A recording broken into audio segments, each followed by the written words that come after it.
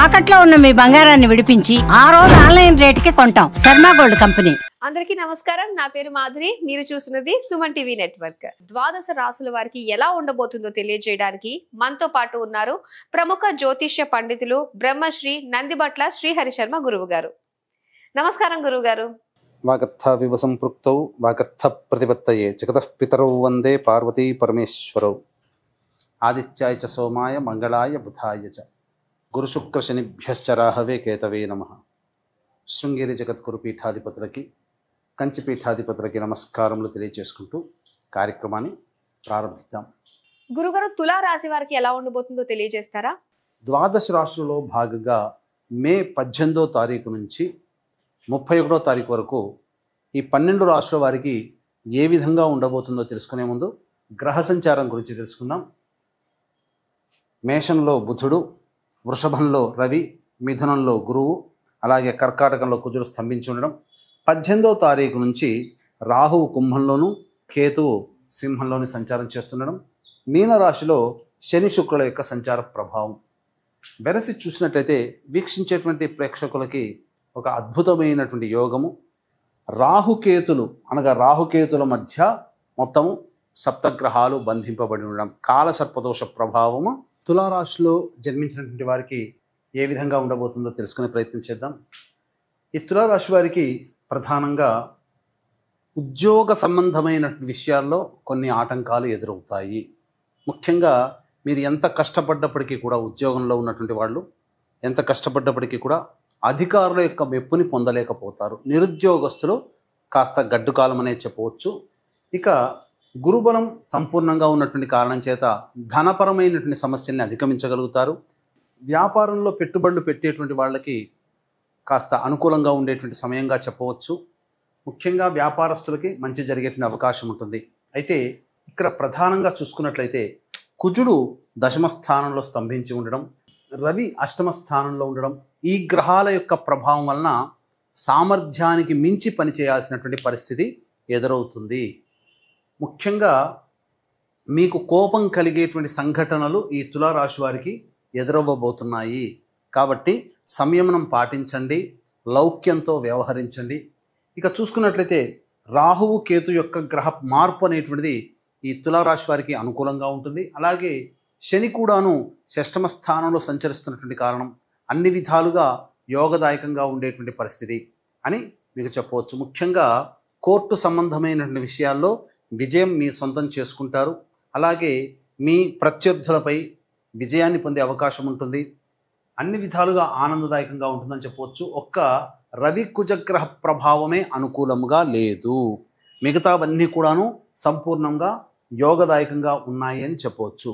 అయితే ఇక గమనించుకున్నట్లయితే ఈ 18 నుంచి 31వ తారీఖు వరకు రోజువారీ దైనందిన జీవితంలో ఏ విధంగా ఉండబోతుంది. ముఖ్యంగా విద్యార్థులకి అనుకున్న దానికంటే కూడా ఎక్కువగా ఉత్తీర్ణత శాతంతో మీరు పాస్ అవ్వడము, అనుకున్నటువంటి యూనివర్సిటీలో మీకు ప్రవేశం లభించడం జరిగిపోతుంది. అలాగే వివాహం కావాల్సినటువంటి అబ్బాయిలకి అమ్మాయిలకి వివాహ సంబంధాలు నిశ్చయమవుతాయని చెప్పవచ్చు. దూర ప్రాంత ప్రయాణాలకి మాత్రం అనుకూలంగా ఉండేటువంటి సమయంగా చెప్పవచ్చు.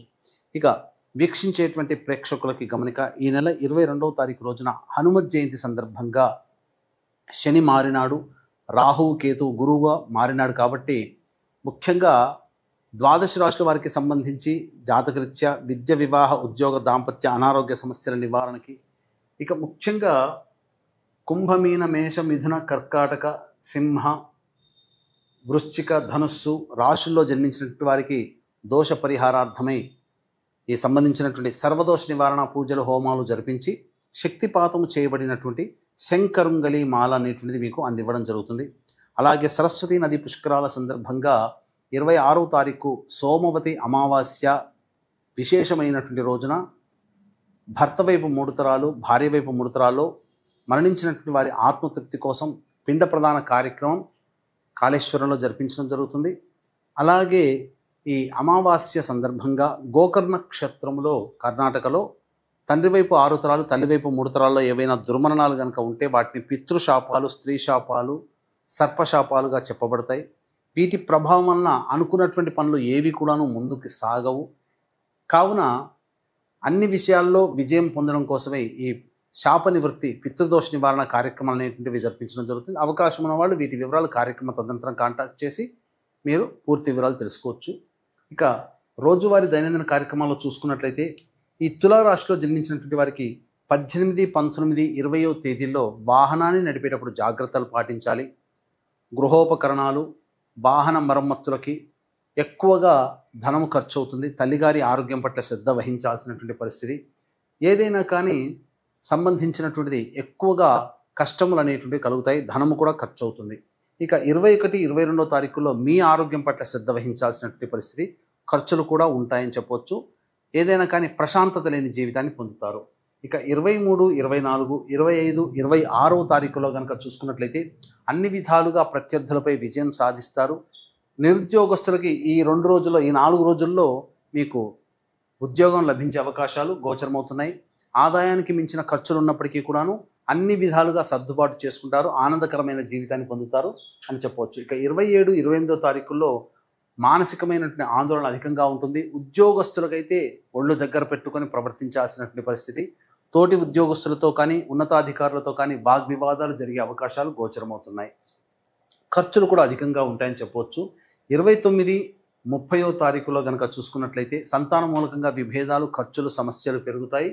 అలాగే ధనము కూడా ఖర్చు అధికంగా అవుతుంది. 31వ తారీఖు మాత్రం అన్ని విధాలుగా అనుకూలంగా ఉండేటువంటి సమయంగా చెప్పవచ్చు.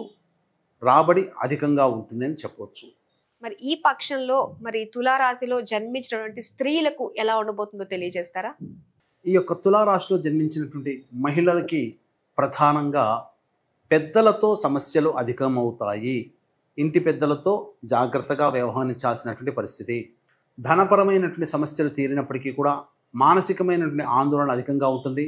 డబ్బులు అప్పుగా ఇచ్చేటప్పుడు, పెట్టుబడులు పెట్టేటప్పుడు జాగ్రత్తలు పాటించండి. గౌరవ మర్యాదలకు లోటు లేదు, కానీ ఏదైనప్పటికీ కూడాను చికాకుతో ఈ యొక్క 18వ తారీఖు నుంచి 31వ తారీఖు వరకు ఉంటుందని చెప్పవచ్చు. ఈ యొక్క రాశిలో జన్మించినటువంటి మహిళలకి వివాహ సంబంధాలు నిశ్చయమయ్యే అవకాశాలు గోచరమవుతున్నాయి. సంతానం మూలకంగా ఖర్చులు పెరుగుతాయి. అలాగే సంతానం కోసం ఎదురు చూసేటువంటి వాళ్ళు జాగ్రత్తలు, వైద్యుని సలహాలు తీసుకోవాల్సినటువంటి పరిస్థితి అని చెప్పవచ్చు. మరి వీరు ఎలాంటి పరిహారాలు చేసుకోవాలంటారు? ఇక ఏతావాత చెప్పొచ్చేది ఏమిటంటే, ఈ యొక్క రాశిలో జన్మించినటువంటి వారు ప్రతిరోజు కూడాను సుబ్రహ్మణ్య భుజంగ స్తోత్ర పారాయణము, అలాగే విష్ణు అష్టోత్తర పారాయణం తరచూ చేసుకుంటున్నట్లయితే చాలా మటుకు సమస్యలు నెమ్మదిస్తాయని చెప్పవచ్చు. ఇప్పుడు చెప్పినటువంటి సమస్యల కంటే ఇంకా విభిన్నంగా మీ యొక్క జీవితం ఉంది అని అంటే మీ యొక్క జన్మజాతకంలో నడుస్తున్నటువంటి గ్రహ దశాంతర దశల యొక్క ప్రభావాలు. కావున దగ్గరలోని మంచి ఉపాసనా పరులైనటువంటి జ్యోతిషుల్ని సంప్రదించి వారి సలహాలు, సూచనలు కనుక పాటించినట్లయితే మరింత మెరుగైనటువంటి జీవితాన్ని మీరు పొందుతారని తెలియజేస్తూ, గురుగారు వృశ్చిక రాశి వారికి ఎలా ఉండబోతుందో తెలియజేస్తారా? వృశ్చిక రాశిలో జన్మించినటువంటి వారికి ఏ విధంగా ఉండబోతుందో తెలుసుకున్నాం. గ్రహ సంచార రీత్యా చూసినట్లయితే శని పంచమ స్థానంలో, శుక్రుడు పంచమ స్థానంలో యోగ కారకత్వాన్ని కలగజేస్తున్నాడు. తద్వారా అనుకున్నటువంటి పనులు సజావుగా పూర్తవుతాయి. అన్నిటికంటే వివాహం కావాల్సినటువంటి అబ్బాయిలకి, అమ్మాయిలకి వివాహ సంబంధాలు కుదురుతాయి. ముఖ్యంగా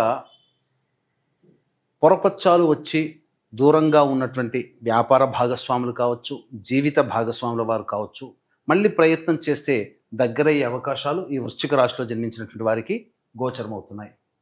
ఇక ప్రధానంగా ధనపరమైనటువంటి సమస్యలన్నీ కూడాను తీరుతాయి, అందులో సందేహం లేదు. కాకపోతే గురువు అష్టమ స్థానంలో స్థితి పొంది ఉండడం, అలాగే కుజుడు నవమ స్థానంలో స్తంభించి ఉండడం, ఈ కారణం చేత కొన్ని ఇబ్బందికర పరిస్థితులు ప్రతి ప్రయత్నంలో కలుగుతాయి. రియల్ ఎస్టేట్ రంగంలో ఉన్నటువంటి వాళ్ళు జాగ్రత్తలు పాటించాల్సినటువంటి పరిస్థితి. అలాగే విదేశీ యానము, విదేశీ విద్యకు సంబంధించిన ప్రయత్నాలన్నీ కూడా విద్యార్థులకి కలిసి వస్తాయి. కోరుకున్నటువంటి కళాశాలలో మీకు స్థానము, ప్రవేశం లభించే అవకాశాలు గోచరమవుతున్నాయని చెప్పవచ్చు. అయితే గృహానికి సంబంధించినటువంటి మరమ్మతులకి కానీ, అలాగే వాహన కొనుగోలు లేదా అమ్మకాలకు సంబంధించినటువంటి వ్యవహారాలు మీకు జరుగుతాయి. అన్నిటికంటే ప్రధానంగా ఉద్యోగస్తులకి బాధ్యతలు పెరుగుతాయి.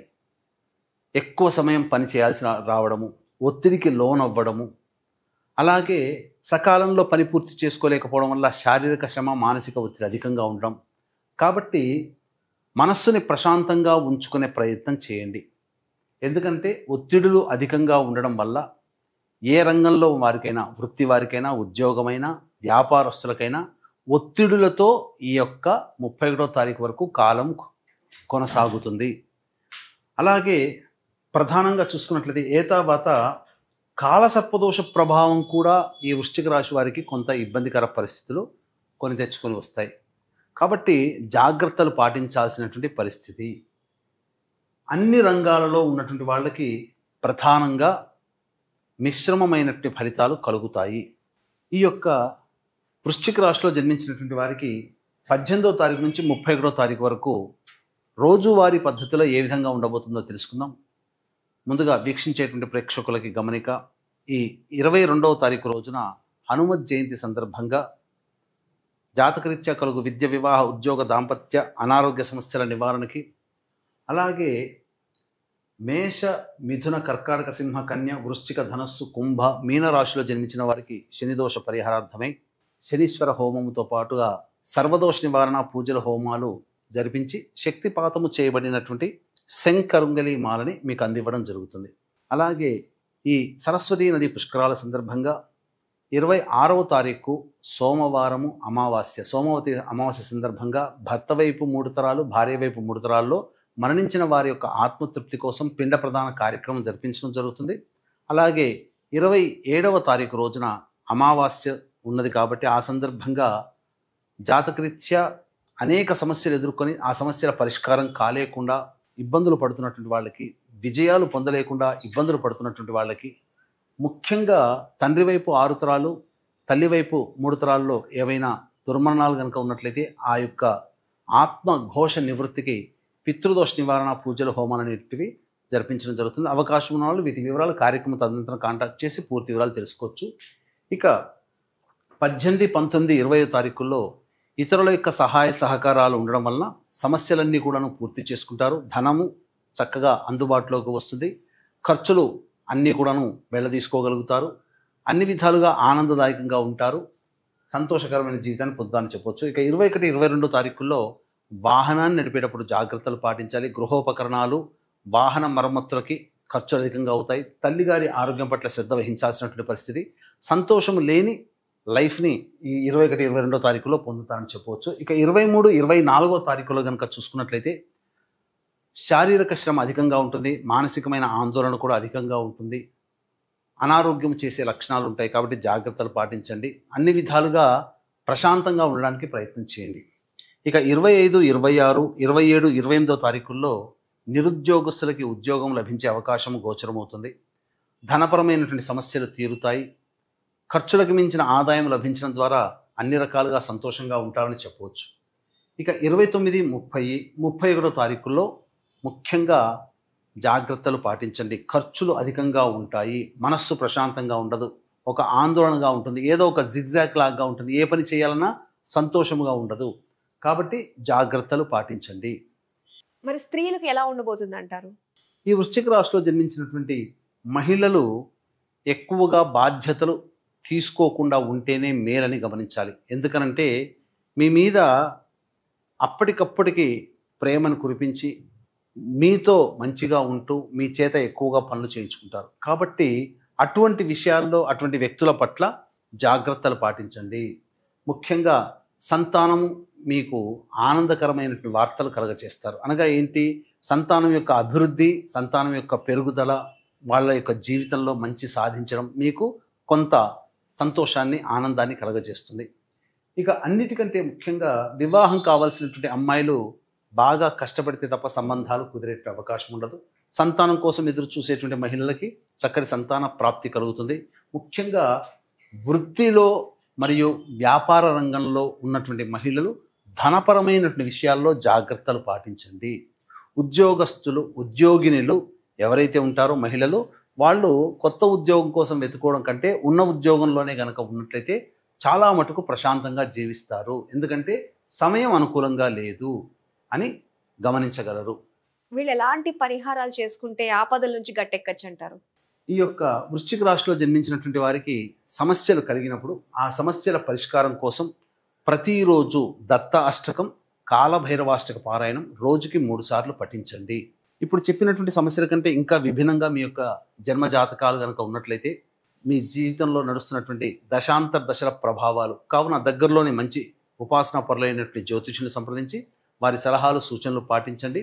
అలాగే ఈ సంబంధించినటువంటి సోమవతి అమావాస్య సందర్భంగా పితృదోష నివారణ పూజలు, హోమాలు, అలాగే సరస్వతి పుష్కరాల సందర్భంగా పిండ ప్రదాన కార్యక్రమాలు మరియు హనుమత్ జయంతి సందర్భంగా శక్తిపాతము చేయబడినటువంటి శంకరంగలి మాలని సర్వదోష నివారణ పూజల హోమాల్లో భాగంగా చేయించి ఇవ్వడం జరుగుతుంది. అవకాశం ఉన్న వాళ్ళు కార్యక్రమ తదనంతరం కాంటాక్ట్ చేసి పూర్తి వివరాలు తెలుసుకోవచ్చు. వృశ్చిక రాశి వారి ఫలితాలు తెలియజేసినందుకు ధన్యవాదాలు గురుగారు. సర్వం శ్రీ ఉమామహేశ్వర పరబ్రహ్మార్పణమస్తు.